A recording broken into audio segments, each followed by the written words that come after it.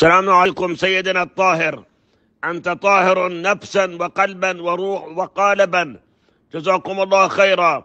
أنا نذرت نفسي أن أكون في خدمة الدين وخدمة الإسلام من الشيعة، وأكون خادما صغيرا عند الأئمة الأطهار وشيعتهم. أسأل الله سبحانه وتعالى أن يجزي كل إنسان حسب ما يستحق في الدنيا وفي الآخرة.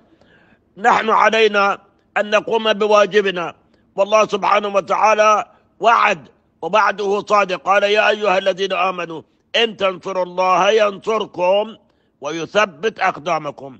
الحمد لله الذي ثبت قدمي أن لا أتزلزل عن موقفي هذا، وأكون إلى آخر نفس من حياتي في خدمة الإسلام وخدمة الدين وخدمة الشيعة وخدمة المؤمنين. والسلام عليكم ورحمة الله وبركاته. أحسنتم.